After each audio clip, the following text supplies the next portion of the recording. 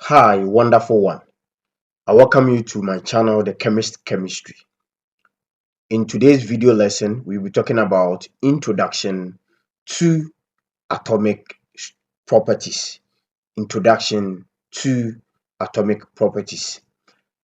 Some of the properties we'll be dealing with are atomic radius, ionization energy, electronegativity, and more. And I want you to know that these properties play a vital role in understanding the behavior of elements. Yes.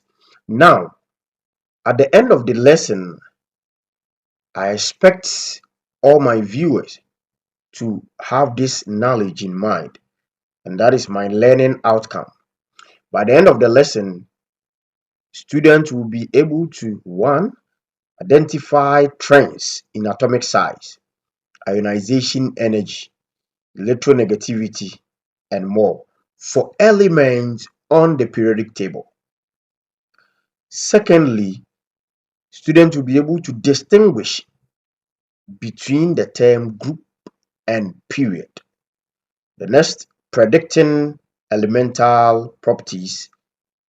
Last but not the least, understanding atomic structure. So without wasting your time, let's dive into the main lesson.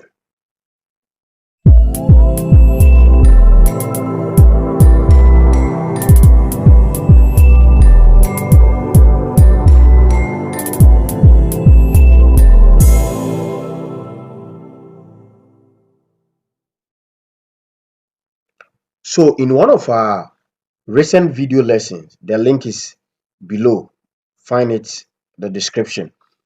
We learn about the trends, that is the period and the group of a periodic table using the periodic charts as a model. You realize that the horizontal row is termed as period, and then the vertical is termed as group. Now, one may ask, what is a period? When we talk about a period, we are talking about a set of elements with the same number of electron shell in which atomic numbers increase by 1 unit from one element to the other. A period is a set of elements with the same number of electron shells in which atomic numbers increase by 1 unit from one element to the other. That is a period. Now, a group consists of a series of elements having similar configuration of this outer energy shell. It consists of a series of elements having similar configuration. We're talking about electron configuration, having similar configuration of the outer energy shell, or you can say the valence shell. Yes, so that is what a period and group is on the periodic table. All right, the first property on my list is atomic radius. Atomic radius. Atomic radius. And it trends. And it trends. Definition. The atomic radius is the distance from the center of the nucleus to the outermost shell of an atom. So when you pick any atom, we've learned that the atom have a central core according to Sir Ernest Rutherford. And that core is termed as the nucleus. So we are saying that from the center of the nucleus to the outermost shell or the valence shell or the highest energy level of that atom in question, that distance is what is termed as the atomic radius. So when you measure the distance from the center of the nucleus to the outermost or the valence shell of that atom, you are measuring what is termed as the radius of that atom. All right. Trends and variation of atomic radius. We are saying that across a period, the atomic radius decreases. The reason is due to an increase in effective nuclear charge, or the Z effect. That is the attraction between the nucleus of the atom, which contain protons, and as a result is a positively charged. We know that within the nucleus of the atom we have two subatomic particles, the neutron and the protons. The neutrons have no charge, it's neutral, but the protons have a charge which is positive. Then on the shells, or within the orbitals of the shells, we have the electrons, which is negatively charged. And there is a generalization or basic principle that light charges repel, and unlike charges attract.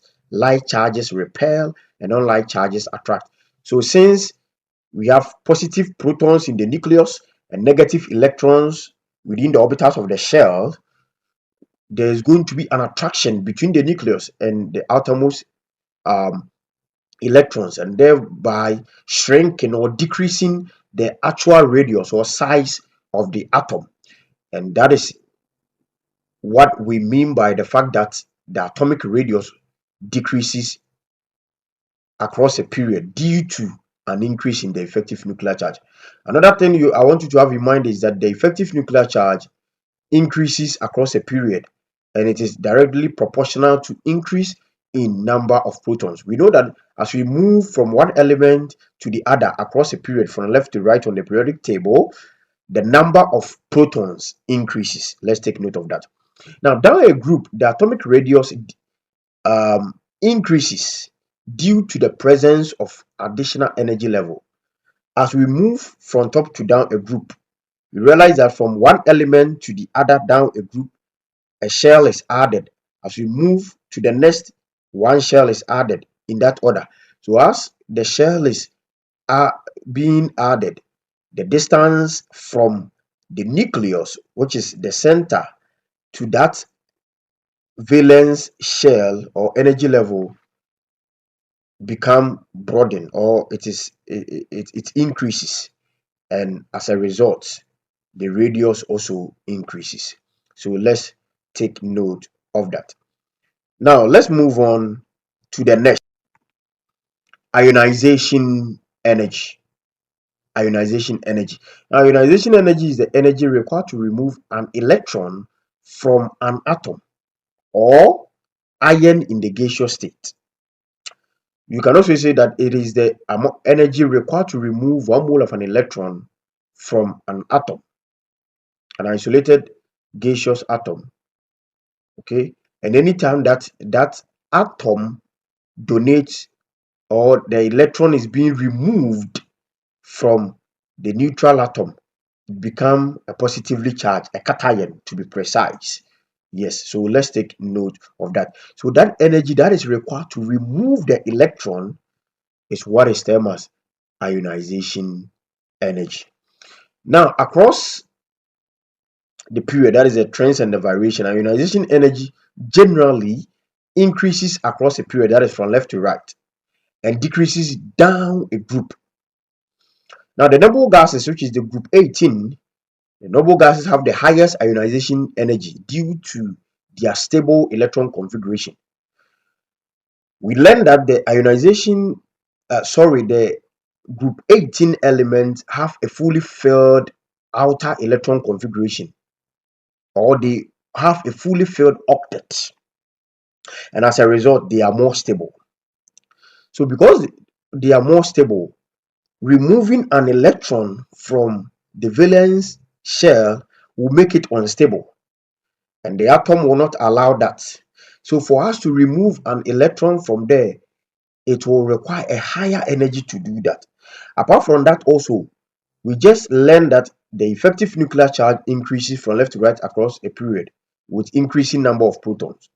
So now the effective nuclear charge there is very strong for the group 18 element. So for you to remove an electron there, higher amount of energy will be required in order to remove an electron from the group 18 or the noble gases.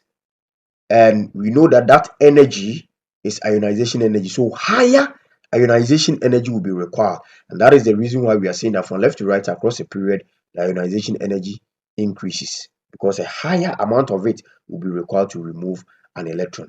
But from top to down a group, we are saying that it decreases. The reason is because from top to down a group, shielding effect increases. And as it increases, it reduces the effective nuclear charge, and thereby less energy is required to remove an electron. And that is the reason why we are saying that down a group, ionization energy decreases. But from left to right, across a period, it increases. We will end here for this lesson and continue with the next property of my list, which is electronegativity. Stay blessed. Don't forget to subscribe to the channel, like it, and please let me know your mind in the comment section. I love you.